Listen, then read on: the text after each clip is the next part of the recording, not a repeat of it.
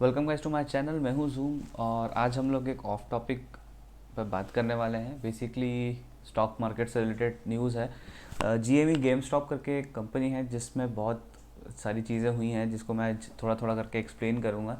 सो ये वीडियो दो पार्ट में होगा। पहला पार्ट है जो बिल्कुल बेसिक्स सा रहेगा कि व्हाट इज़ शॉर्ट सेलिंग, क्या होता है, कैसे काम करता है, क्या हुआ है स्टॉक में, कौन पैसा गंवाया है, किसने पैसा कमाया है। और सेकंड पार्ट रहेगा जो मोर टेक्निकल लेवल पे रहेगा। अगर आप ऑलरेडी ट्रेड कर चुके हो, एफएनओ में एक्टिव हो, फ्यूचर्स एंड ऑप्शंस में, देन आपको अच्छे से समझ में आएगा। सो पहले स्टार्ट करते हैं short selling. So short selling होता है कि बेसिकली आपने शेयर आज बेच दिए किसी से उधार लेके, और जब उसका प्राइस कम हुआ तो आपने उनको वापस से ख़रीद लिया और आपने पैसा बनाया। सो बेसिकली हमको क्या समझ में आता है कि आज सपोज़ टाटा मोटर्स का शेयर 100 रुपये है, मैंने 10 शेयर ख़रीदे 1000 रुपये के और मैंने अपने पास रख लिया। अब शेयर मेरे पास है टाटा मोटर्स के, ठीक है। अब वो 120 पे जाएगा और अगर मैंने अपने शेयर बेच दिए तो मैंने पर शेयर 20 रुपये प्रॉफिट कमाया, मतलब कि मुझे 200 रुपये का प्रॉफिट हुआ। 1000 रुपये मैंने लगाए थे, 200 रुपये का मुझे प्रॉफिट हुआ, 20%। Okay, so this is basically हम समझते हैं। बट शॉर्ट सेलिंग क्या होती है कि आज मेरे पास शेयर नहीं टाटा मोटर्स के, बट मुझे लगता है कि यार टाटा मोटर्स का शेयर 100 रुपये का भी नहीं होना चाहिए, मतलब ये तो बहुत ज़्यादा पैसा है, इसका शेयर होना चाहिए 65 रुपये का या 70 रुपये का। सो मैंने आज क्या किया कि आज मैं गया किसी के पास जिसके पास ऑलरेडी टाटा मोटर्स के शेयर है, उससे मैंने शेयर उधार ली है, बोला कि भाई दे दे थोड़ा काम के लिए, और मैंने जाके मार्केट में वो शेयर बेच दिए। अब मैंने शेयर बेच दिए 100 रुपये पे, और कल वो गिरते गिरते गिरते 70 रुपये पे आ गया, तो मैंने फिर से शेयर खरीद लिए और जिससे मैंने उधार लिए थे उसको दे दिए। सो इस पर मैंने 30 रुपये कमाए, क्योंकि मैंने 100 पे बेचे थे, 70 पे खरीदे हैं, बेसिकली 30 रुपीज़ मेरा प्रॉफिट हुआ। सो इसको कहते हैं शॉर्ट सेलिंग। तो शॉर्ट सेलिंग बुरी चीज़ नहीं है, बहुत अच्छी चीज़ भी होती है, मतलब I mean that depends. So basically short selling से क्या होता है कि मार्केट में लिक्विडिटी रहती है। लिक्विडिटी मतलब कैसे कि सपोज़ कोई कंपनी है, उस उन्होंने शेयर ही 10,000 लॉन्च किए मार्केट में, ठीक है, जो सब लोगों ने खरीद लिए। अब मार्केट में शेयर ही नहीं है तो उसका प्राइस चढ़ते जाएगा चढ़ते जाएगा चढ़ते जाएगा। और ऐसा हमने देखा है बहुत सी कंपनियों में, जैसे रुचि करके जो पतंजलि की कंपनी थी, उसका केवल पॉइंट आई थिंक 3% के अराउंड ही मार्केट में लिक्विडिटी अवेलेबल थी, जितना कंपनी का वैल्यू है। तो वो रुचि शेयर 30 रुपीज़ से 1000 रुपीज़ तक चले गए, क्योंकि मार्केट में लिक्विडिटी नहीं थी। और वो फिर जब गिरता है तो भी इतना गिरता है कि 650, मतलब 50% गिर जा रहा है, पूरा 10 फोल्ड्स हो जा रहा है। तो this is not a good thing, इसलिए short selling is a kind of good thing, but not every time. So हम बताते हैं जीएमई में बेसिकली हुआ क्या। सो इन शॉर्ट जीएमई में जो मार्केट मेकर्स होते हैं, हाँ, मार्केट मेकर्स भी मैं आपको बता देता हूँ कि क्या होता है। सो बेसिकली हम छोटे छोटे लोगों को बोलते हैं रिटेलर, जिनके पास 5 रुपये 10 रुपये है, वो छोटे मोटे शेयर खरीदते हैं, अपने पास रखते हैं, खुश रहते हैं। मार्केट मेकर्स होते हैं हेज फंड्स, जो जिनके पास अरबपतियों का पैसा है, म्यूचुअल फंड्स का पैसा है, बड़े बड़े बैंकों का पैसा है। वो लोग क्या करते हैं कि वो सिस्टमेटिकली आते हैं, शेयर को बीट डाउन करते हैं, शेयर को ऊपर ले जाते हैं, तो बेसिकली वही मार्केट बनाते हैं। सो जैसे कि अगर टाटा मोटर्स आज 70 रुपये 65 रुपये 100 रुपये पे बिक रहा है, पर उसकी अगर एक्चुअल वैल्यू 450 है, तो हम रिटेलर्स उसको वहाँ नहीं ले जा सकते, उसको ले जाते हैं मार्केट मेकर्स, वो उसको यहाँ से ऊपर लेके जाते हैं, उसको नीचे लेके आते हैं।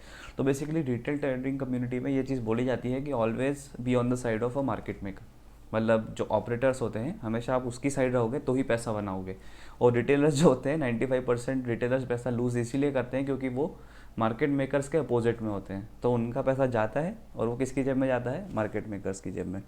सो ये फैक्ट है, मतलब मार्केट में यही चलता है, ऑपरेट ऐसे ही होते हैं स्टॉक्स। सो ऐसे ही एक स्टॉक है जीएमई गेम शॉप। अब उसमें हुआ क्या कि वो कंपनी अच्छी थी, इतनी बुरी नहीं थी, बट द प्रॉब्लम थी कि आजकल लोग जाते नहीं हैं दुकानों पे ख़रीदने सामान, और स्टोर्स पे प्रेफर नहीं कर रहे हैं पेंडेमिक की वजह से।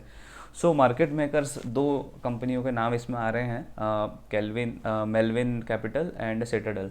सो इन दोनों कंपनियों ने इसको शॉर्ट करना शुरू किया। मैं आपको थोड़ा चार्ट दिखाता हूँ कि इसमें हुआ क्या। बेसिकली यहाँ से उन्होंने इसको शॉर्ट करना शुरू किया 60 से, ठीक है। नाउ 60 से वो उसको शॉर्ट करते करते 18 तक ले आए, उन्होंने अच्छा खासा पैसा बना दिया, मतलब उन्होंने 1/3 वैल्यू उसकी ख़त्म कर दी। फिर थोड़ा 53 तक गया रिबाउंड होके, और फिर गिरते गिरते गिरते वो यहाँ पे $5 तक आ गया। अब जब वो $5 पे था, राइट, तब उसके अंदर 300% स्टॉक्स जो थे वो शॉर्टेड थे। 300% मतलब आप समझ रहे हो, यानी किसी कंपनी के अगर 1000 शेयर्स अवेलेबल हैं मार्केट में ख़रीदने बेचने के लिए, तो 3000 शेयर शॉर्ट सेल थे, मतलब कि 3,000 शेयर ऑलरेडी शॉर्ट सेल थे, और उन लोगों का पॉइंट ये था कि ये कंपनी बंद हो जाएगी, बैंकरप्ट हो जाएगी, और हमको किसी को शेयर देना ही नहीं पड़ेंगे, क्योंकि शेयर तो अपनी वैल्यू लूज़ कर देगा अगर वो बैंकरप्ट हो गया तो। मतलब वो उसको ज़ीरो पे ले जाना चाह रहे थे, तो उन्होंने इतना शॉर्ट सेल किया। उसके बाद कहानी टर्न अराउंड होती है। एक कम्युनिटी है रेडिट पे, वॉल स्ट्रीट बेट्स। इन लोगों ने इन लोगों ने ये चीज़ पकड़ ली कि भाई, इन लोगों ने तो भाई जो मार्केट मेकर्स है उन्होंने बहुत औकात से ज़्यादा इसको बेच के रखा है। तो सभी लोगों ने ख़रीदना चालू किया। सो ख़रीदना चालू किया। अब मार्केट मेकर्स को भी अपनी पोजीशन कवर तो करनी है ना। अगर एक लिमिट से ज़्यादा लॉस होने लगता है, यानी अगर $4 का शेयर $6 चले जाएगा, तो 50% बढ़ गया ना, तो उनको पोजीशन कवर करना पड़ती है। तो वो पोजीशन कवर कैसे करेंगे? 300% शेयर जब उन्होंने बेच दिए हैं, मतलब जितना मार्केट में उससे ज़्यादा माल बेच दिया है, तो उसको कवर कैसे करोगे भाई? आप नहीं कर सकते कवर, क्योंकि उतना तो माल ही नहीं है मार्केट में। तो उसका नतीजा ये हुआ कि ये जो स्टॉक था वो विद इन अ वीक $10 से आज $300 का हो चुका है। मतलब कि इट्स अराउंड 1500% आई गेस। पता नहीं, निकाल सकते हो आप परसेंटेज, बट $300। और इसमें बहुत कॉन्स्पिरेसी भी शुरू हुई थी, बहुत सारी जो मेलविन कैपिटल है उसको तो बेल आउट तक देना पड़ा, 2.5 बिलियन डॉलर्स का। अब मैं आपको थोड़ा सा इसका वो दिखा देता हूँ कि लोगों ने कितना पैसा बनाया, लोग मतलब हम जैसे छोटे लोगों ने कितना पैसा बनाया है। तो ये है, इस बंदा ने, एक और ये भी खोल लेते हैं। सो इस बंदे ने टोटल 70 मिलियन बनाया है। इसने $770,000 इसमें इन्वेस्ट किया था, और टोटल इसका अभी वर्थ हो गया है 22 मिलियन, यानी बंदा फकिंग रिच। इसमें बहुत से लोगों ने पैसा बनाया है। जैसे ये कौन सा यूज़र है,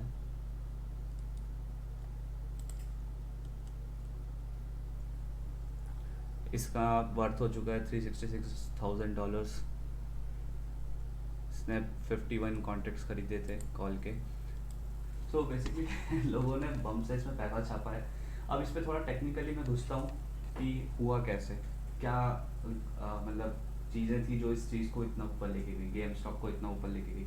सो हुआ ऐसा कि लोगों को पता चल गया कि भाई ये बहुत ज़्यादा शॉर्टेड है स्टॉक, तो उन्होंने इस सब रेडिट वॉल स्ट्रीट बेट्स पे पोस्ट करना शुरू किया कि भाई ओ, इसमें तो बहुत ज़्यादा शॉर्टेड है, कंपनी के फंडामेंटल्स अच्छे हैं, तो इसको खरीदना चालू करो, buy buy buy buy bye.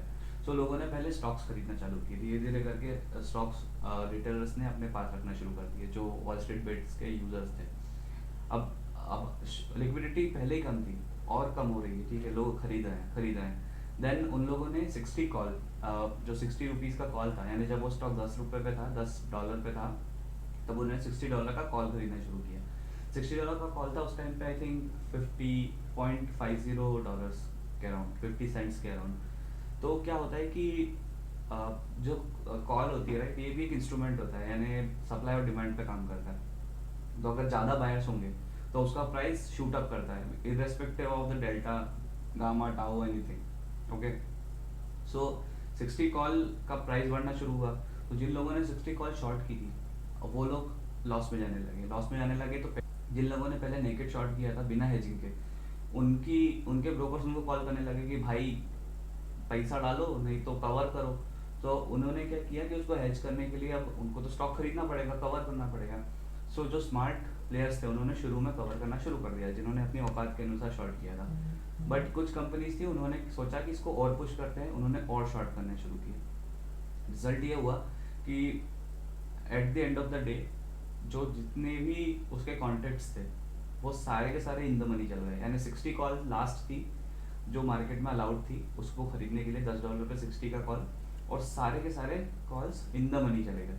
तो मेलविन को उस टाइम तक तो बहुत लॉस हो चुका था, मिलियंस में, मतलब बहुत ज़्यादा लॉस हो चुका था। सिटाडेल को भी लपक के लॉस हुआ था। तो उन लोगों ने क्या किया, उन लोगों ने मार्केट मैनिपुलेट करने का शुरू किया। अब उन्होंने गए ब्लूमबर्ग पे, CNN, न्यूयॉर्क टाइम्स पे गए और जाके बोलने लगे कि ये रेडिट वाले हैं, ऐसा कर रहे हैं, वैसा कर रहे हैं, गलत लोग हैं, इसमें पढ़ना नहीं चाहिए वो। इस न्यूज़ से क्या हुआ कि उस पर और अटेंशन बढ़ गया स्टॉक पे, ठीक है, और नए पार्टिसिपेंट्स आए, सबने देखा कि ये तो ओवरली शॉर्टेड है, यानी 300% तो पहले शॉर्टेड था, थोड़ी पोजीशन कवर हुई, स्टिल ये मोर देन 100% शॉर्टेड है। तो और लोग उसमें आने लगे, और लोग आने लगे, तो और स्टॉक को खरीदने लगे, लिक्विडिटी कम होने लगी, वो लोग को जो मार्केट मेकर्स थे उनके पास कोई ऑप्शन ही नहीं था कवर करने का। फिर पापा इलॉन आते हैं वो एक ट्वीट करते हैं, गेम स्टॉन्क्स। स्टॉन्क्स मतलब बेसिकली जो कम्युनिटी है, वो लोग कम्युनिटी बहुत फनी है, मतलब ये लोग मीम्स बनाते हैं स्टॉक्स पे, सब कुछ करते हैं, एक दूसरे को रिटार्ड बोलते हैं और ऑटिज्म बोलते हैं, जो योलो होता है, मतलब यू ओनली लिव वंस वाले जो स्टॉक होते हैं कि सारा पैसा एक में फंसा दिया।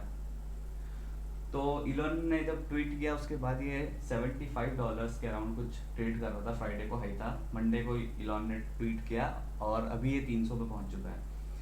तो it is really good to feel कि रिटेलर्स में भी पावर होती है, अगर सब इकट्ठा किसी चीज़ पे जुट जाए तो चीज़ें टर्न अराउंड हो जाती है। मैं कुछ लिंक्स पुट कर दूंगा नीचे डिस्क्रिप्शन में, आप देख के पता कर लेना कि क्या हुआ था, बहुत ज़्यादा चीज़ें हैं, टेक्निकल है।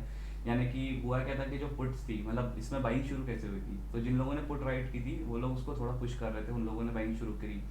फिर जिन लोगों ने कॉल खरीदी थी 60 की, उन लोगों ने कॉल के साथ साथ स्टॉक्स भी खरीदना चालू किए। फिर धीरे धीरे शॉर्ट कवरिंग आई, उसके बाद इतनी भयानक शॉर्ट कवरिंग आई कि वो प्राइस ऊपर जाने लगा और लगातार इन द मनी जितने भी out of the money calls थे वो लोग खरीदे जा रहे थे, खरीदे जा रहे थे।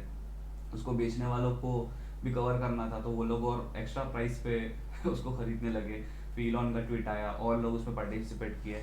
इस सब के बीच में क्या हो रहा है पता है, बहुत मिस इन्फॉर्मेशन कैंपेन फैल रहा है जो रेडिट कम्युनिटी है वॉल स्ट्रीट बेट्स उसके लिए, कि ये लोग फर्जी लोग हैं, ये करते हैं वो करते हैं, जो कि जनरली इंडिया में भी होता है। आप देखोगे लोग CNBC पे जाते हैं, लोगों को बोलते हैं कि ये वाला खरीदो, लोग खरीदते हैं, उनका पहले से पोजीशन होता है। अभी कुछ लोगों को बुक भी किया था। तो मार्केट मैनिपुलेशन होता है पर मार्केट मेकर्स करते हैं, रिटेलर्स नहीं करते। इस केस में मार्केट मेकर पूरी तरह स्क्रूड हो गए हैं, मतलब उनका तो बर्बादी हो चुकी है, बर्बादी। और मुझे लगता है कि सिटाडेल तो बड़ा है, मेलविन तो पूरा बैंकरप्ट हो जाता बट बच गया। सो बेसिकली ये है कि स्टॉक मार्केट बहुत खतरनाक चीज़ होती है, थोड़ा संभल के इस पर काम करना चाहिए। और रिटेलर्स को पहली बात योलो करना नहीं चाहिए। बट क्या था कि यूएस ने अपना जो पैकेज दिया था, रिलीफ पैकेज, तो सबके पास जेब में कैश था, तो सभी लोग खरीदे थे। और आई थिंक कि नेक्स्ट स्टॉक होने वाला है ब्लैकबेरी, जिसमें ये चीज़ हो रही है। तो ब्लैकबेरी में भी बहुत सारे शॉर्ट्स हैं और ब्लैकबेरी कंपनी भी पूरी डिक्लाइन पे है, आई थिंक बैंकरप्ट भी हो सकती है, आई डोंट नो। बट उसमें भी यही हो रहा है और हो सकता है फ्यूचर में यही सब देखने को भी मिले हमें। तो आज की वीडियो इतना ही रखते हैं। अगर और टेक्निकल आपको डिटेल्स चाहिए तो मैं कुछ रेडिट लिंक्स पोस्ट कर दूंगा डिस्क्रिप्शन में, आप उनमें जाके पूरा पढ़ सकते हैं। थोड़ा कॉम्प्लेक्स है और एक अच्छी चीज़ है, अच्छी फीलिंग है। सो आज के लिए बस इतना ही रखते हैं, फिर मिलेंगे, बाय बाय।